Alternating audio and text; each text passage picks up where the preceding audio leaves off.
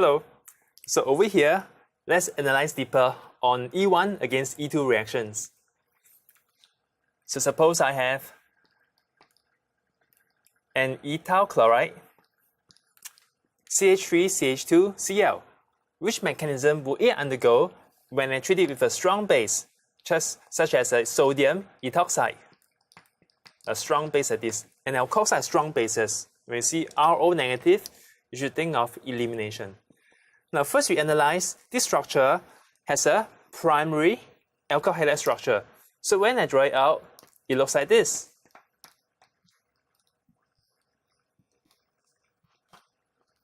Remember, if I'm going via an E1 reaction, we need to form a carboxyl ion. So to form carboxyl ion, that means it's a self-dissociation of the leaving group here. That is the chlorine. So I will try. Okay, and if I do that, what I have is,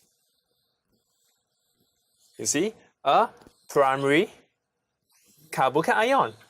Remember, for a primary carboxyl ion, they are not stable. Not stable means it doesn't like to stay. That means it prefers not to be formed. So that's why we know that for this guy, if it undergoes an elimination reaction, it is certainly not E1.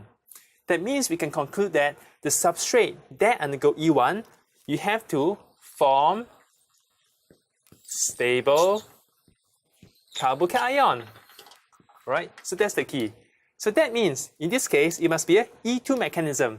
Because here we have a primary alkyl halide that's not hindered, just only small hydrogens here. That means the base here, you could come in easily and pick up this hydrogen. But now let's recall, for both reaction E1 and E2, what is very important is it must be anti-periplanar.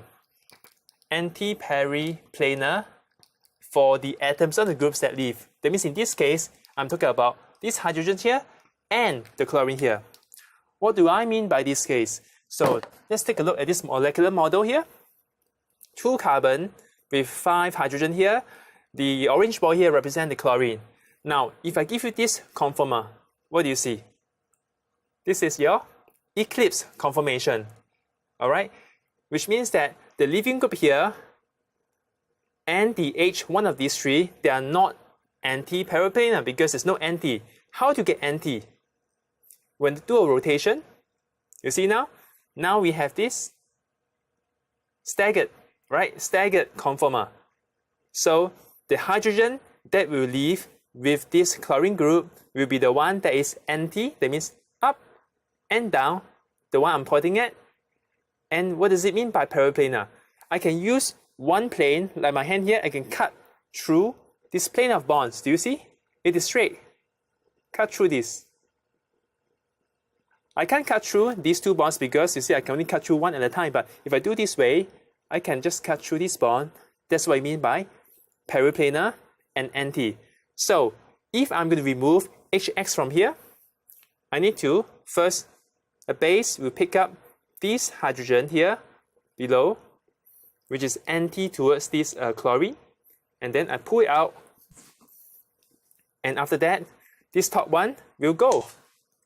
So now I'll have my alkene here. You see? Like alkene, just imagine that now you have a double bond.